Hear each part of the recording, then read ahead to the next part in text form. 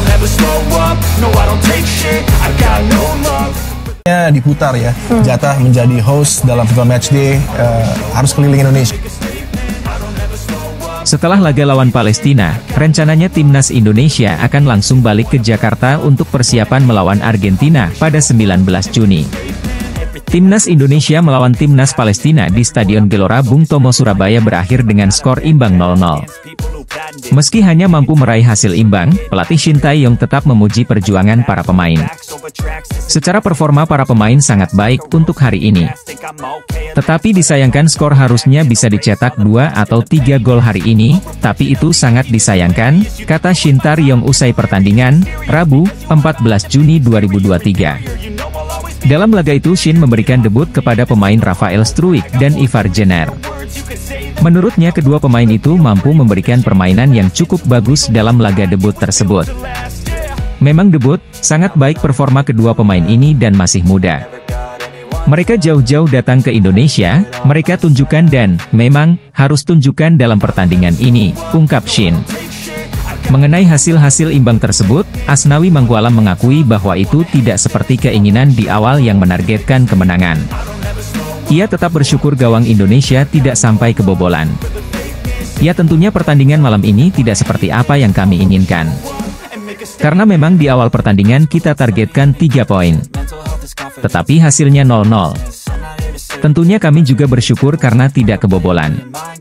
Dan kami akan memperbaiki di pertandingan berikutnya, katanya. Di sisi lain, Rafael Struijk menjalani debutnya bersama timnas Indonesia di laga melawan Palestina. Penyerang 20 tahun itu mendapat sanjungan dari supporter Garuda. Struijk menjadi starter di lini depan bersama Dimas Derajat. Pemain Ado Den Haag itu bermain selama 1 babak sebelum diganti Dendi Sulistiawan di babak kedua. Meski begitu, penampilan selama 45 menit plus tambahan waktu itu sudah cukup membuat supporter terpukau. Gaya bermainnya dinilai menjanjikan untuk terus berada di timnas dalam jangka panjang. Ia aktif bergerak, khususnya membuka ruang untuk dirinya atau rekan setim. Ia juga bisa melihat celah signifikan yang bisa dimanfaatkan sebagai peluang.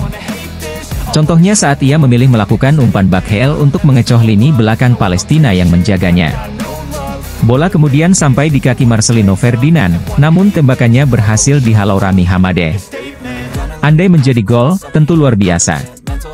Ia juga punya satu kesempatan bagus di menit ke-39 lewat tembakan yang berhasil diamankan Hamadeh. Singkat kata, upayanya di lapangan pun mendapat sambutan baik, termasuk di media sosial. Banyak warganet yang mengeluh-elukannya. Struijk masih muda, berarti masih punya masa depan yang panjang untuk terus berkembang. Tak perlu memberinya tekanan, mari biarkan ia memantapkan karirnya di Eropa agar bisa semakin mengerikan di masa depan. Pelatih timnas Palestina Makram Daboub menyebut timnas Indonesia sangatlah kuat. Mereka juga memuji dukungan supporter yang hadir di Stadion Gelora Bung Tomo Surabaya, Rabu, 14 Juni 2023. Hal itu dikatakan Makram usai tim asuhnya ditahan imbang 0-0 oleh timnas Indonesia di Stadion Gelora Bung Tomo, Surabaya, Rabu, 14 Juni 2023, malam. Tim Indonesia sangatlah kuat, dan fans dari Indonesia dukungannya sangat bagus, kata Makram, usai pertandingan. Makram menjelaskan Palestina sebenarnya bukan tim yang bertahan, biasanya mereka tampil lebih menekan. Sebenarnya tim Palestina bukan tim yang defensif, namun mereka lebih menekan pertahanan lawan, ucap Makram. Hal itu, kata dia, sempat terlihat saat mereka dominan di 15 menit awal babak pertama. Tapi 15 menit berikutnya mereka kehilangan momen. Makram mengaku mengubah taktiknya di babak kedua, yakni dengan memainkan umpan lebih direct. Menurutnya itu cara tepat untuk tetap menyerang pertahanan Indonesia. Tapi kami setelah 15 menit pertama, kami melambat. Lalu dalam babak kedua kami mencoba untuk mengoper bola ke depan. Jadi itu adalah solusi untuk tetap menyerang pertahanan Indonesia, kata Makram. Meski bermain tanpa gol, Makram menyebut hal itu bukanlah hal yang penting baginya. Pasalnya ada pertandingan yang lebih krusial untuk Palestina dalam 3 bulan ke depan. Lalu untuk skor 0-0 pada hari ini, kami tidak memberikan komentar apapun karena ini tidak terlalu penting, karena tim Palestina memiliki 3 bulan untuk pertandingan yang penting dalam event selanjutnya, kata Makram. Pelatih Timnas Palestina, Makram Daboub, menyampaikan terima kasih setelah penjualan 10% tiket pada laga FIFA Matchday melawan Indonesia disumbangkan ke negaranya. Seperti diketahui, laga FIFA Matchday tersebut digelar di Stadion Gelora Bung Tomo, Surabaya, Rabu, 14 Juni 2023. Tiket yang dijual untuk laga ini sekitar 40.000. Menariknya, 10% keuntungan dari penjualan tiket ini akan disumbangkan ke Palestina. Hal ini sebagaimana dinyatakan oleh Erick Thohir saat konferensi pers rilis tiket Timnas Indonesia versus Palestina, Selasa, 6 Juni 2023. Selain itu, Palestina juga mendapatkan sambutan yang meriah saat tiba di tanah air. Makram Daboub menyampaikan banyak terima kasih atas sambutan saat mereka tiba di Indonesia. Mereka bahkan mendapatkan jamuan makan malam dan beberapa hiburan yang dilaksanakan oleh Wali Kota Surabaya Eri Cahyadi. Assalamualaikum, halo semuanya. Kami ingin berterima kasih untuk pemerintah Indonesia, warga, dan federasi. Untuk sambutan yang hangat, kata Makram Daboub pada sesi jumpa pers jelang pertandingan melawan Timnas Indonesia, Selasa, 13 Juni 2023. Berbicara tentang keuntungan 10% yang akan disumbangkan ke negaranya, Makram menegaskan bahwa Indonesia sudah dianggap saudara oleh warga Palestina. Apalagi, beberapa bantuan dari Indonesia sudah dirasakan oleh masyarakat Palestina. Dia juga berterima kasih atas sumbangan 10% dari keuntungan tiket tersebut. Tidak berbeda dengan rakyat Indonesia yang stand with Palestine setiap waktu. Jadi terima kasih kepada mereka, rakyat Indonesia, menyisihkan 10% penjualan, pungkasnya. Sementara itu, Tamer Seyam yang mewakili pemain juga menyampaikan rasa terima kasih kepada masyarakat Indonesia. Menurutnya, mereka mendapatkan sambutan yang hangat sejak tiba di Indonesia. Hal tersebut juga dirasakan oleh semua pemain. Dia menilai bahwa keramahan Indonesia kepada Palestina sudah tidak bisa diragukan lagi. Kami juga berterima kasih untuk warga Indonesia, PSSI juga pemerintah. Kami sangat senang melihat warga Indonesia sangat menyambut Palestina, pungkasnya. Timnas Indonesia akan melakoni laga internasional FIFA melawan Palestina, 14 Juni, di Stadion Gelora Bung Tomo, Surabaya. Beberapa pemain telat gabung, bahkan skuad Timnas Indonesia baru dinyatakan lengkap 1 hari sebelum pertandingan dimulai.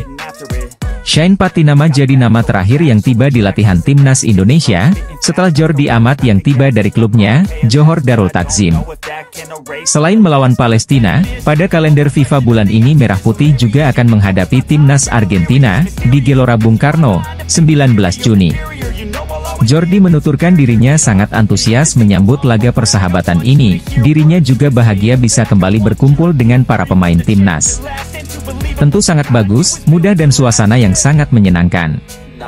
Sungguh menyenangkan karena bisa bergabung dengan TC Timnas Indonesia di Surabaya, ujar ex-Swansea itu. Saya bisa kembali bergabung dengan rekan-rekan. Hari yang indah tentu saja, tutupnya. Sayangnya, dari daftar yang dipanggil Shin Tae-yong, satu nama kemungkinan tak akan dimainkan karena masalah cedera. Pemain itu adalah Sandy Walsh, yang mengalami cedera dan artinya dia gagal debut untuk Merah Putih. Di sisi lain ada hal lucu saat Timnas Indonesia melakukan latihan, melihat postur tubuh Elkan Bagot saat latihan Timnas Indonesia, supporter langsung melontarkan kalimat, pelan-pelan Pak Sopir. Momen itu diketahui dalam salah satu unggahan video di akun Instagram resmi PSSI. Dalam unggahan video PSSI itu, Elkan Bagot terlihat berada di tengah lapangan usai melakukan latihan bersama Timnas Indonesia. Bek Ipswich Town itu tampak menenteng sepatu putih kesayangannya. Di depan Elkan Bagot, ada pelatih Timnas Indonesia, Shin Tae-yong, dan 2 staf kepelatihan lainnya yang sedang berbicara dengan bek tengah Timnas Indonesia tersebut. Dalam unggahan video PSSI tersebut, terdengar supporter perempuan yang hadir di pinggir lapangan melontarkan kalimat, pelan-pelan Pak Sopir. Tampaknya, supporter Indonesia itu terpesona melihat postur tubuh Elkan Bagot. Bagaimana tidak, bek 20 tahun dengan tinggi badan 194 cm itu memperlihatkan postur tubuhnya yang six-pack dan menjulang tinggi. Hal itu lantas menjadi viral setelah PSSI mengunggah momen latihan Elkan Bagot tersebut dengan menuliskan caption, pelan-pelan Bang Elkan, tulis PSSI di Instagram resminya, dikutip Senin, 12 Juni 2023. Penyerang timnas Palestina, Tamar Sea menilai duel lawan Indonesia di FIFA Matchday lebih dari sekadar pertandingan sepak bola. Pasalnya, kedua negara punya hubungan yang sangat kuat.